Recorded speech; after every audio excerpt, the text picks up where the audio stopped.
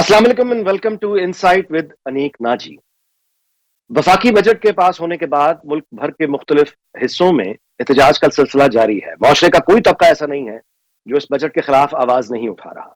कारोबारी तबका हो या तनख्वाहदार तबका, अदाकार हो या फनकार, सभी एक जबान होके इस बजट के खिलाफ बात कर रहे हैं। हत्ता कि नून लीग के अपने सरकर्दा लीडर भी बिजली के बिल की कीमतों पर खुद को हुकूमत से लाताल्लुक जाहिर करके अपील कर रहे हैं कि बिजली के बिलों पर नजरसानी की जाए, क्योंकि यह मामला संगीन हो चुका है। ये आज आबिद शेर अली का ट्वीट था। एक तरफ से बढ़ती हुई महंगाई है और नून लीग की एक पॉलिसी जो हमें दिखाई दे रही है वो ये है कि वफाक में जो उनकी पॉलिसीज हैं उन पर मरकजी क़यादत की तरफ से खामोशी नजर आती है। और पंजाब में मरियम नवाज जो दिन रात काम में लगी हुई हैं, अवामी मंसूबों का ऐलान कर रही हैं, जिसका अपनी तकरीर में उन्होंने जिक्र किया। पॉलिसी ये लगती है कि सारा फोकस आइंदा इलेक्शन में उनका पंजाब हुकूमत की परफॉर्मेंस पर होगा, लेकिन क्या उनकी ये पॉलिसी कि वफाकी हुकूमत जो महंगाई कर रही है या जो महंगाई उसके नाम पड़ रही है, लोग उसको नून लीग से अलहदा करके देखें पंजाब हुकूमत की कारकर्दगी से, क्या ये स्ट्रैटेजी कामयाब होगी या नहीं, इस पर बात करेंगे। इसके अलावा एक इंतहा पसंद तंजीम की जानिब से ऐलान होना शुरू हुए कि वो खवातीन जो गाड़ी चलाती हैं या मोबाइल फोन का इस्तेमाल करती हैं उन पर तनकीद की गई, गालम गलोच की गई। बच्चियों के स्कूल के खिलाफ बात जहां पे हो रही है, वहीं पे दूसरी तरफ मोटिवेशनल स्पीकर आकर मुल्क की 95% खवातीन को स्ट्रेट अवे जाहिल करार दे देते हैं, इसलिए कि एक लफ्ज तागूत का मतलब उनके नजदीक अगर जिसको नहीं आता वो जाहिल। और उनकी हिमायत में खुद फनकार या ड्रामा लिखने वाले लोग, अब ये वो लोग हैं जो जिनका सियासत से कोई ताल्लुक नहीं है, ये समाज से बराह रास्त मकालबा करने वाले लोग, वो भी उनका भी जो रवैया है वो भी खवातीन के मामले में वो एक अजीब हमारे सामने आ रहा है। तो ये क्या इत्तफाक है कि एक तरफ मौलाना फजलुर रहमान नेशनल असम्बली में तकरीर करते हैं कि पख्तूनख्वा के बहुत से इलाकों में मगरब के बाद अमारात इस्लामिया कायम हो जाती है, तालिबान का असर रसूख बढ़ रहा है, और उसके साथ ही पंजाब और सिंध में समाजी मैदान में काम करने वाले लोग इस तरह के नजरियात का इजहार करना शुरू हो जाते हैं। क्या ये इत्तफाक है? क्या ये उसको जमीन हमवार की जा रही है किसी खास नजरिए के लिए? ये वो सवालात हैं जिन पर आज हम गुफ्तगू करेंगे। हमारे साथ मेहमान मौजूद हैं सेनेटर हुमायूं महमद साहब, पाकिस्तान तहरीक इंसाफ से इनका ताल्लुक है। उसके अलावा अली खुर्शीदी साहब हमारे साथ तशरीफ फरमा हैं, ये सिंध असम्बली में अपोजिशन लीडर हैं, MQM से इनका ताल्लुक है। उनके साथ तशरीफ फरमा है, हमें ज्वाइन किया मोहतरमा किरण डार साहिबा ने जो मुस्लिम लीग नून की MNA हैं। तीनों मोअज़्ज़ज़ मेहमानों का बहुत बहुत शुक्रिया कि उन्होंने हमें वक्त दिया।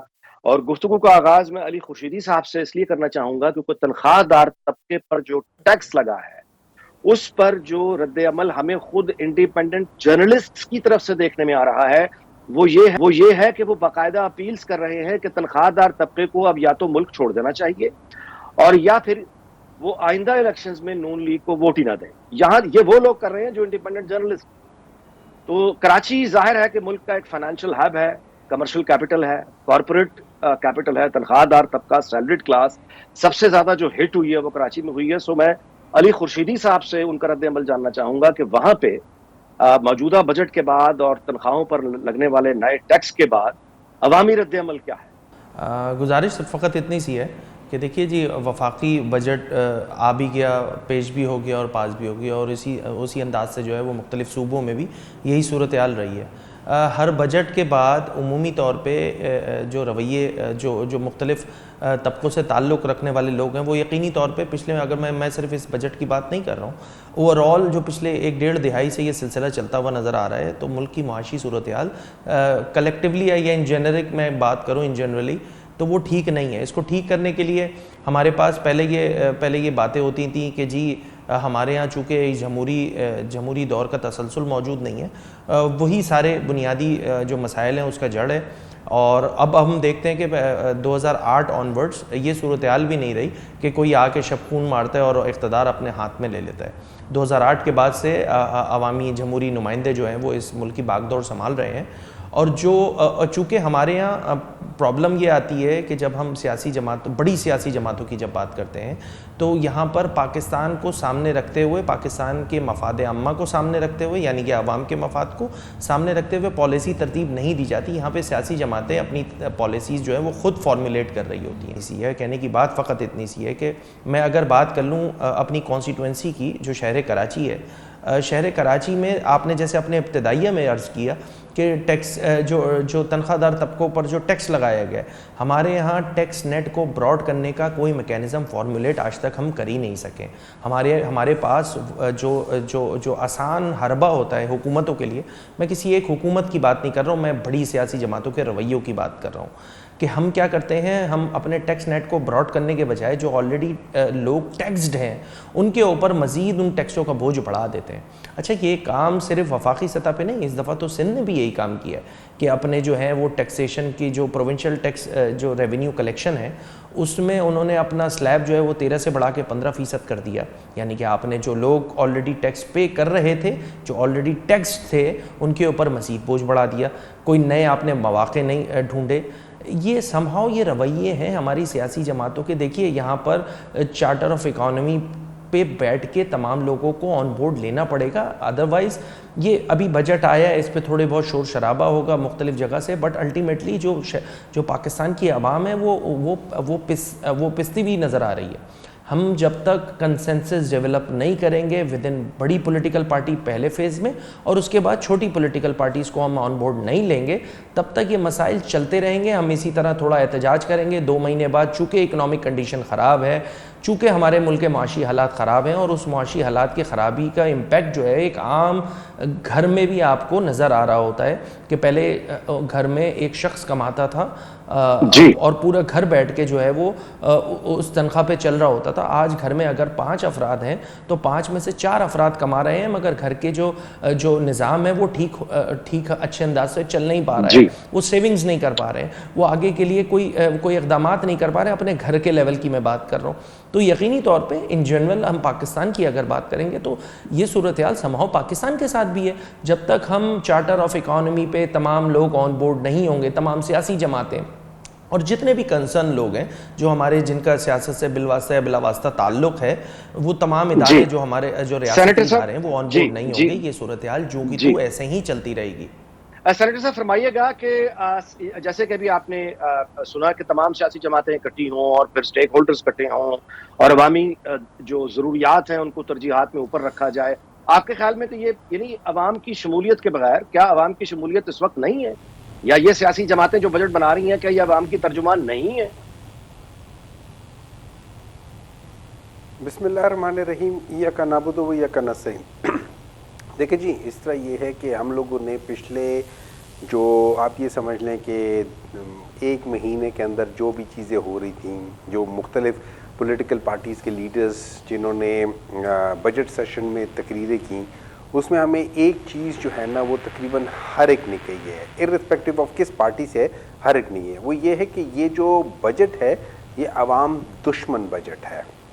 اچھا، اس میں جو سب سے چیزیں جیسے اگر آپ مجھ سے پوچھیں کہ اس بجٹ کو میں عوام دوست بجٹ کرنا چاہتا تو میں کیا کرتا، میں پرابلی اوور آل اسی طرح ہی رکھنے کی کوشش کرتا، لیکن میں تھوڑا سا شفٹ جو ہوتا نا، میں جو اخراجات ہیں جو کہ اس وقت تقریباً 9 کھرب کے قریب ہیں، میں ان 9 کھرب کے اخراجات کو کم کر کے ڈراسٹیکلی کم کرتا. ڈراسٹیکلی مینز کہ جیسے یہ مراحت ملی ہیں جو پارلیمنٹیرینز کو زیادہ کر دیے ان کو میں نہ زیادہ کرتا.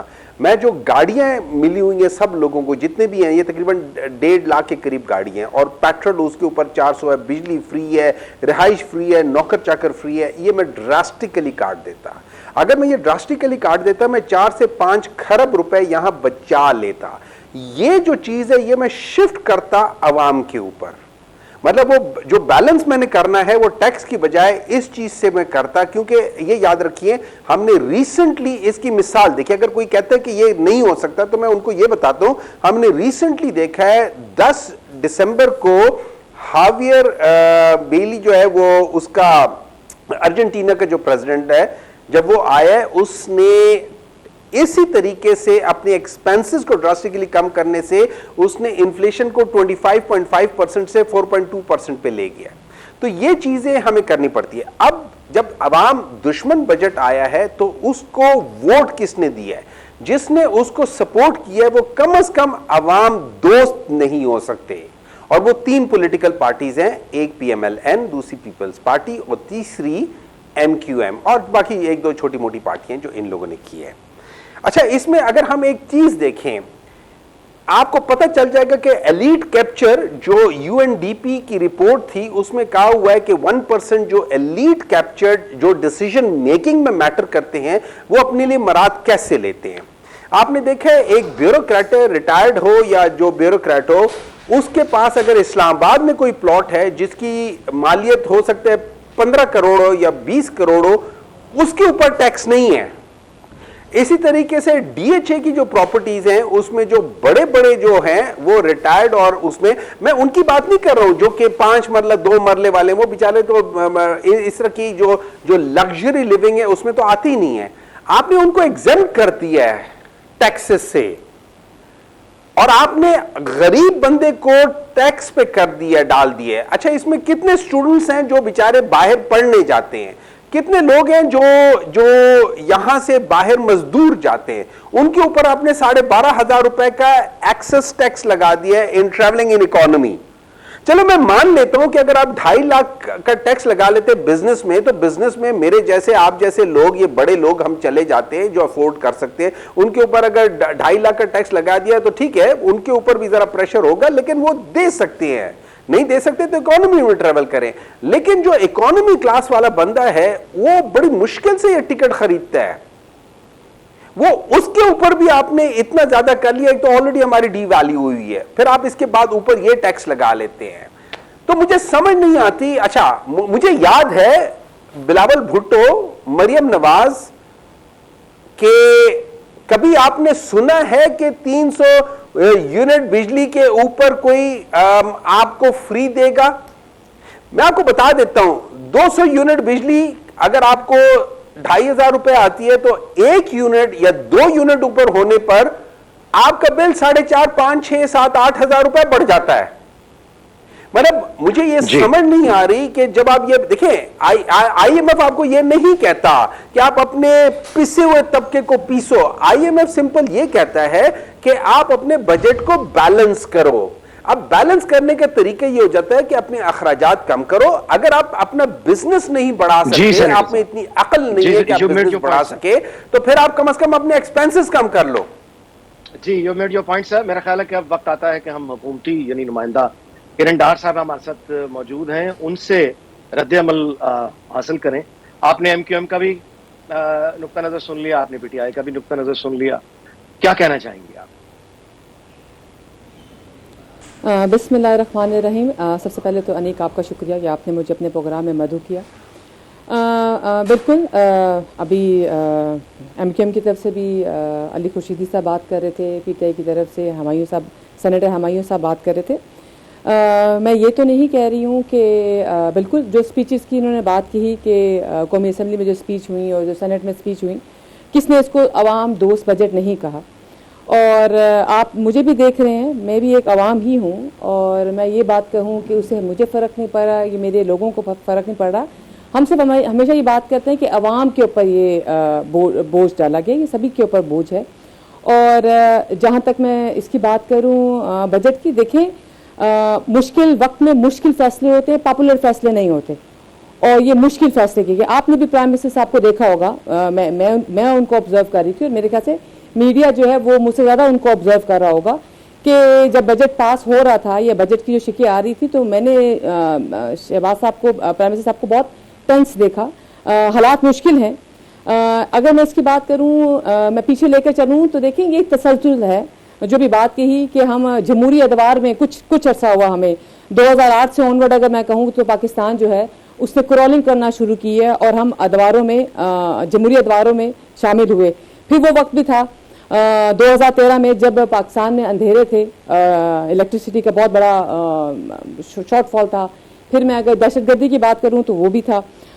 یہ بھی دیکھا گیا کہ اس 5 سال کے اندر 3.5 پونے 4 سال اگر میں غلط نہیں ہوں تو الیکٹریسٹی جو ہے وہ جو لوڈ شیڈنگ تھی وہ ایک خواب کی طرح لگ رہا تھا, اور دہشت گردی پہ بھی بہت کنٹرول کر لیا گیا تھا. اس کے بعد آ جائیں 2018 سے 23 پر آ جائیں تو دیکھیں, مجھے بتا دیں, میں کسی کا نام نہیں لیتی ہوں, مجھے بتا دیں کیا کیا گیا. IMF سے وعدہ کیا گیا. دیکھیں پاکستان ایک ترقی پذیر ملک ہے. ہمیں IMF کے پاس مجبوری کے تحت حکومت کو IMF کے پاس جانا پڑتا ہے. اس کے وعدے توڑے گئے. آپ نے دیکھا پچھلی حکومتوں میں کیا ہوا, ہم نہیں جائیں گے.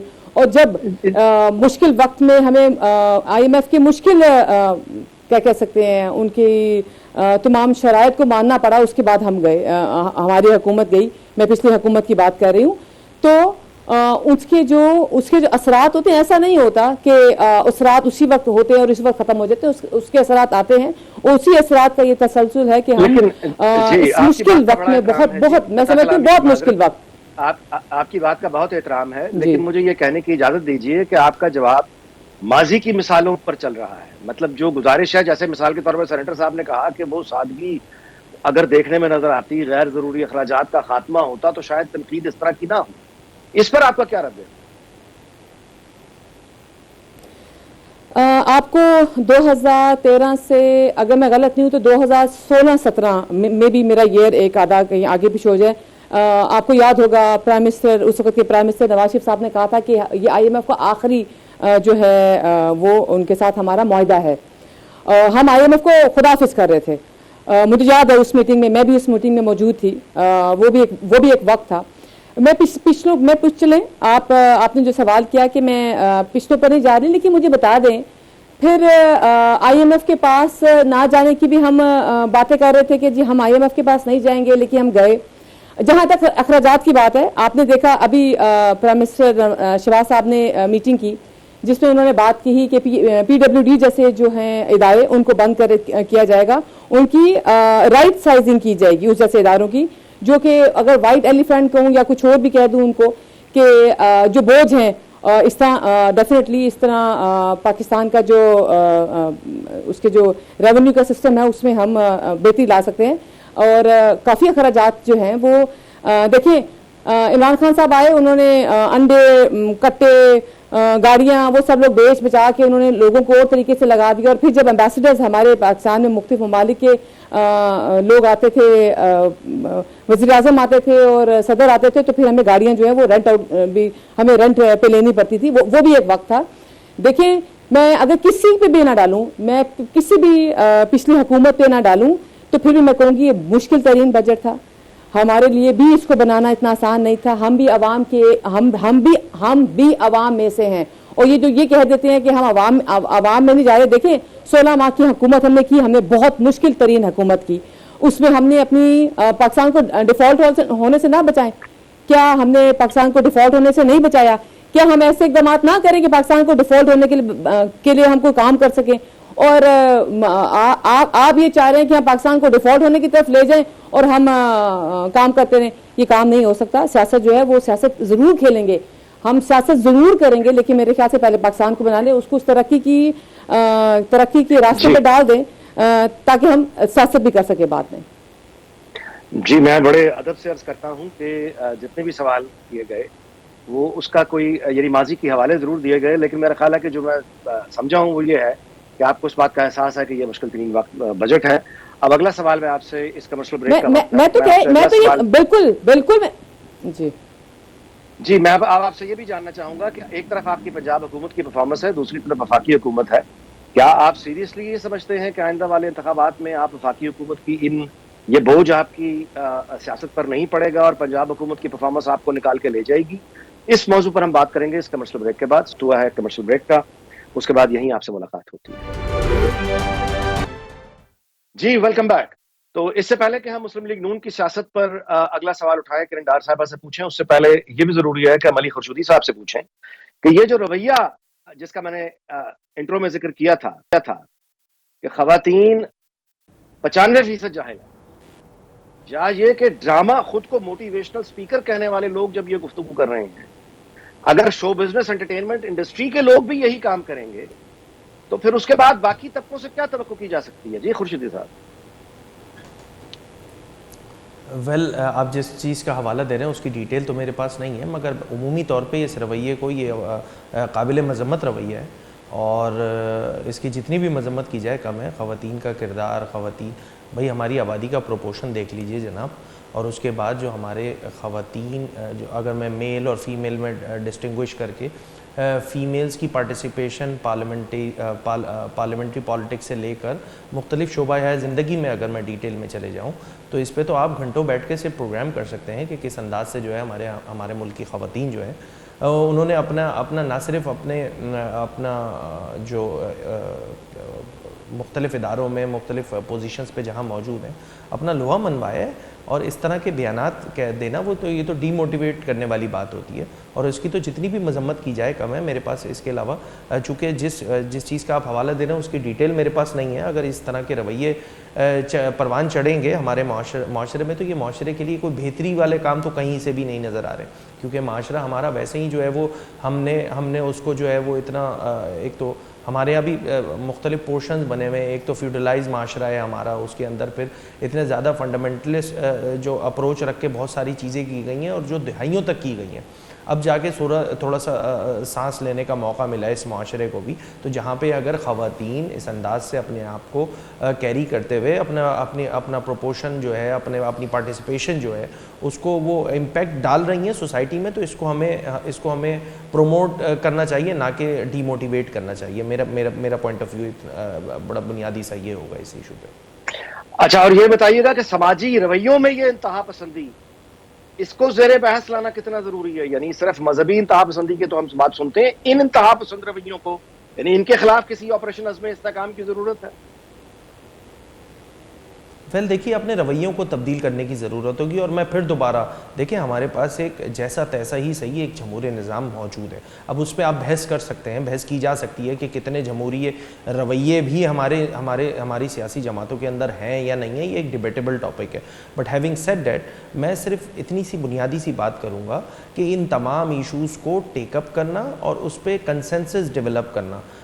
اس سے پہلے میں کوئکلی بس ایک چھوٹا سا چاہوں گا 30 سیکنڈ کا میں رسپونڈ کر دوں جو ہمارے پی ٹی آئی کے سینیٹر صاحب نے جو بات کہی.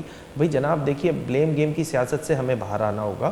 آپ کے پاس بھی تو 4 سال رہی نا, جو اقدامات آپ نے کرنے کی بات کی تھی کہ نان ڈیولپمنٹ ایکسپینڈیچر کو کم کرنے کی ضرورت ہے, انڈائریکٹ ٹیکسز کا نیٹ جو ہے اس کو کم کرنے کی ضرورت ہے, تو جناب وہ 4 سال تو آپ کے پاس بھی موجود تھے. اچھا, ان 4 سالوں میں جو ہے وہ اقدامات نہیں نظر آئے.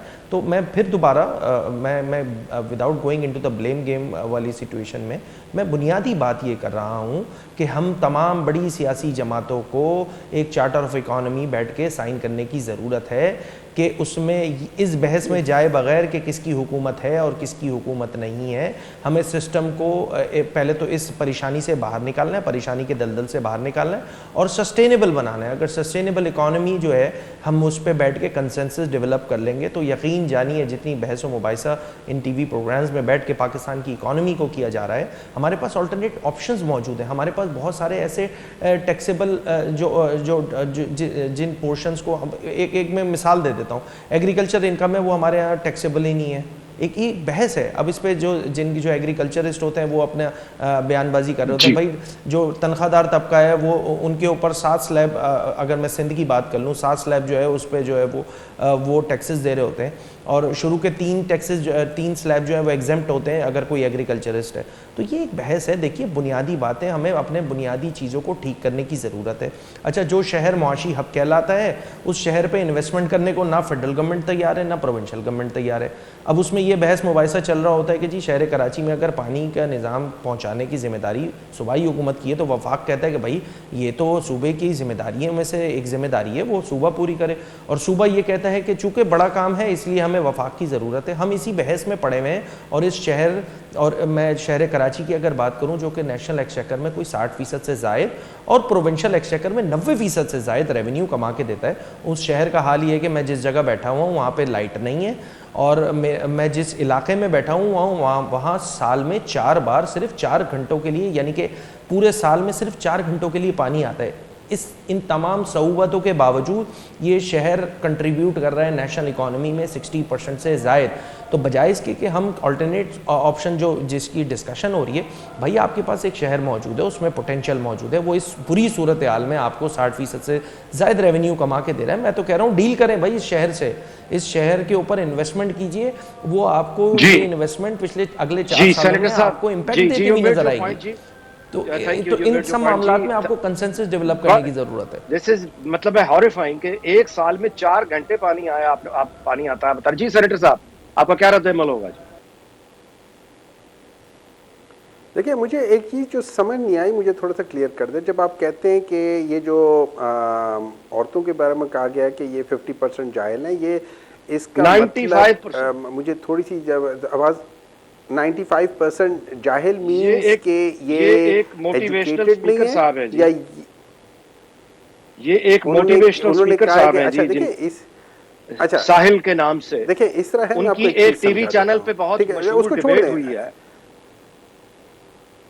ٹھیک ہے, دیکھیں اس کو چھوڑ دیں. میں اب اس میں الفاظ کو چھوڑ کے میں اسٹیٹسٹکس کے لحاظ سے دیکھنا چاہوں گا کہ ہماری جو 50% آبادی ہے وہ عورتوں کے اوپر ہے, مے بی 50 سے ذرا زیادہ ہے, 54% کے آس پاس ہے. ٹھیک ہے, اب اس کے اوپر ہمیں یہ دیکھنا پڑے گا کہ اس کے اوپر ایجوکیٹڈ کتنی پرسنٹ عورتیں ہیں.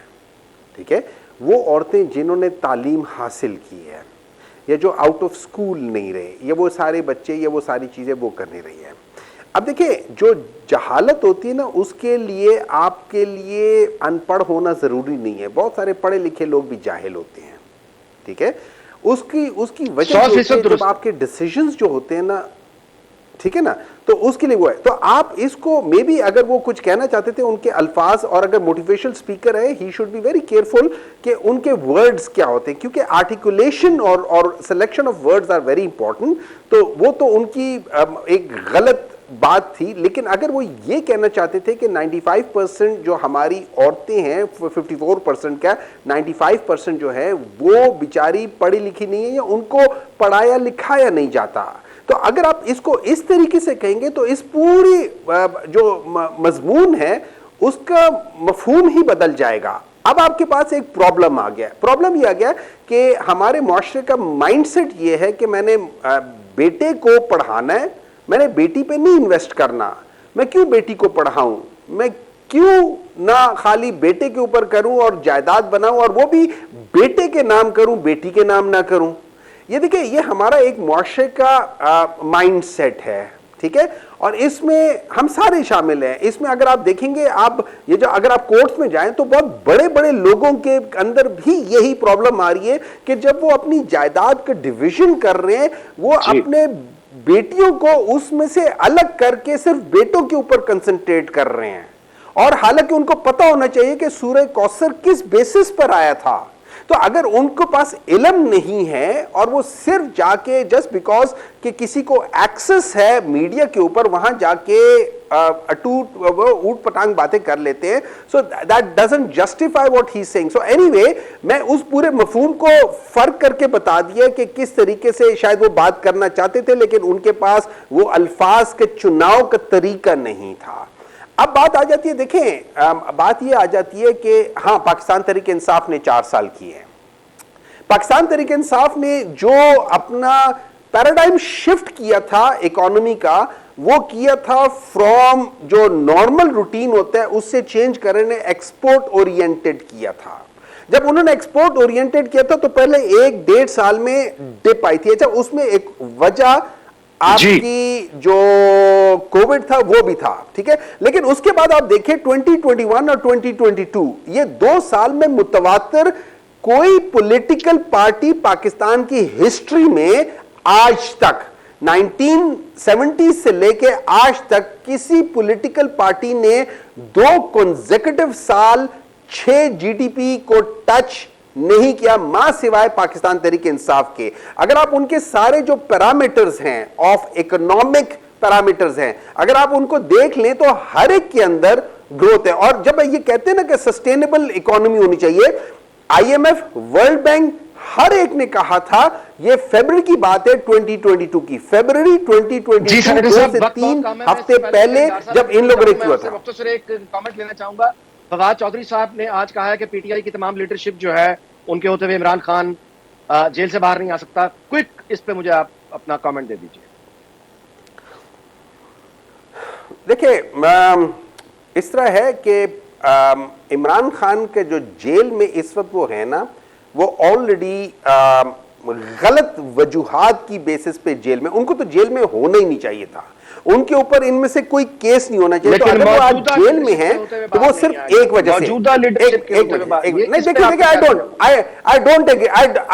دیکھیں I don't agree with him humbly I don't agree with him۔ وہ یہ ایک پولیٹیکل نیریٹو لے کر چلنا چاہ رہے ہیں جس سے میں شدید اختلاف کرتا ہوں کہ اگر وہ یہ کر رہے ہیں، لیکن یہ ضرور ہے کہ اگر آج عمران خان جیل میں ہے تو اس کی وجہ پاکستان کی عدلیہ کی غیر منصفانہ جو کارکردگی ہے یہ اس کی وجہ سے، ورنہ عدت والا کیس جو کہ شریعت کے خلاف ہے، جو کہ نہیں، دیکھیں مجھے ایک بات بتائے، جب آپ کو شریعت کہتی ہے اور اگر آپ شریعت کے خلاف جا رہے ہیں تو آپ آرٹیکل 2 کی بھی خلاف ورزی کر رہے ہیں۔ جی سینیٹر صاحب، جی کرن ڈار صاحب، آپ نے ساری گفتگو سنی، اس پہ آپ کا کیا رد عمل ہوگا؟ سب سے پہلے تو یہ بتا دیجئے کہ یہ جو موٹیویشنل اسپیکر صاحب جو کچھ کہہ رہے ہیں اس پہ آپ کا کیا رد عمل ہوگا، اور اس کے بعد میں اگلا سوال کرتا ہوں۔ جی ایک آپ ان کا نام لے رہے ہیں کہ موٹیویشنل اسپیکر، اور میں خود خاتون ہوں، میں یہاں موجود ہوں، اور میں آج جس مقام پر ہوں، دیکھیں جو معاشرہ ہے نا وہ صرف مردوں کا نہیں ہے، وہ اور نہ ہی وہ صرف عورتوں کا ہے، یہ مرد اور عورت دونوں کو ملا کے یہ معاشرہ بنتا ہے۔ میں آج جو یہاں بیٹھی ہوئی ہوں، میرے والد اللہ ان کے درجات بلند کریں، میرا بھائی، میرا میاں اور میرا بیٹا، یہ 4 مرد سوسائٹی کے نہیں، یہ میرے گھر کے 4 مرد ہے جس کی وجہ سے میں آج آپ کے سامنے بیٹھ کے بات کر رہی ہوں، ٹھیک؟ تو جو سپورٹ ہے خواتین کو باہر نکلنے کی، یہ تو گھر سے شروع ہوگی، ٹھیک ہے؟ اور آپ ان کو کہہ رہے ہیں موٹیویشنل اسپیکر، تو مجھے بتا دیں، ابھی ہمایوں صاحب نے ایک بڑی اچھی بات کی کہ ان کو اپنا بات چناؤ جو ہے نا وہ الفاظ کا چناؤ بہت اچھے طریقے سے کرنا چاہیے۔ مجھے اچھا لگا یہ 2 مرد یہاں بیٹھے ہوئے میرے کولیگ جو ہیں وہ ہم خواتین کو سپورٹ کر رہے ہیں۔ پھر میں کہوں گی ایک عورت اکیلی کچھ نہیں کر سکتی، سوری ٹو سے، میں خود عورتوں میں بتا رہی ہوں، میں کہتی ہوں آپ کے رشتوں میں نا یہ 4 رشتے جو ہے نا وہ بہت امپورٹنٹ ہے، یہ آپ کو سپورٹ کریں گے آپ سوسائٹی میں آئیں گے، یہ آپ کو سپورٹ نہیں کریں گے آپ سوسائٹی میں ریبل ہو کے آ سکتے ہیں، آپ ان کے اگینسٹ جا کے آ سکتے ہیں، لیکن جو مقام ہے نا سوسائٹی میں وہ یہ 4 مرد ہی آپ کو ان نظریات کا مقابلہ کرنے کی ضرورت تو ہے نا، یعنی ایک جو بالکل آپ ٹھیک کہہ رہے ہیں،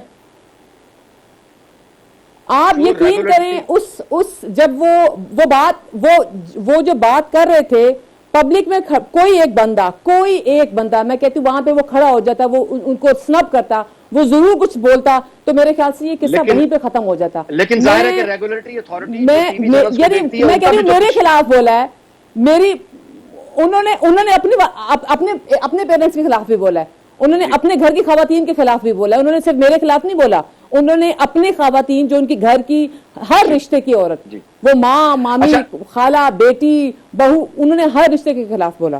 اچھا کرن صاحب، میں آخری سوال آپ سے کرتا ہوں، فرمائیے گا کہ یہ جو پالیسی دکھائی دے رہی ہے، مطلب یہ کہ کیا یہ بات قابل فہم ہے کہ ایک ہی جماعت کی حکومت پنجاب میں اور وفاق میں ان کا جو نتائج ہیں وہ سم ہاؤ مختلف ہوں گے، اور لوگ پنجاب حکومت کی کارکردگی کو دیکھیں گے، وفاقی حکومت کی کارکردگی کو نظر انداز کر دیں گے؟ کیا یہ آپ کو لگتا ہے کہ ایسا ہوگا؟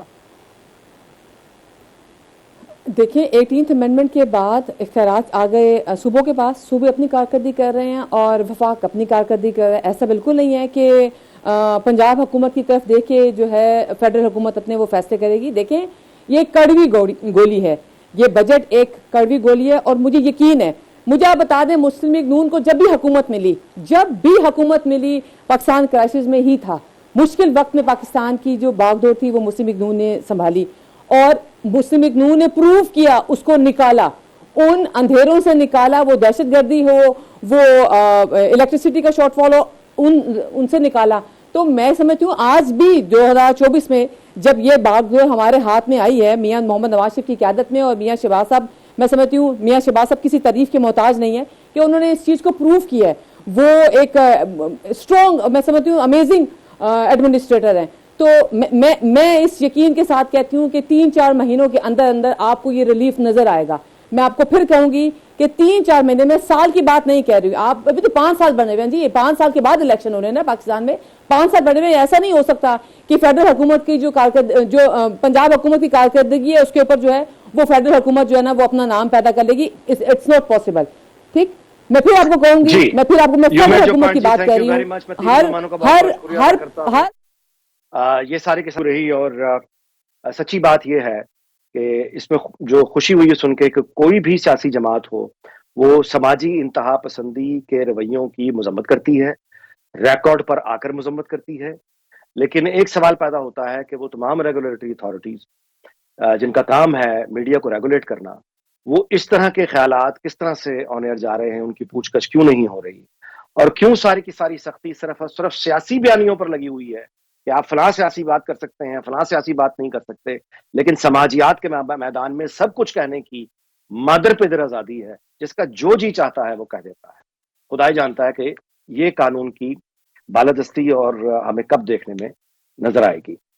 اس دعا کے ساتھ کہ اللہ تعالیٰ پاکستان کو شاد اور آباد رکھے، آپ سے اجازت چاہتا ہوں. اب ملاقات ہوگی آپ سے اگلے جمعے کی شب 10 بجے پبلک نیوز پر.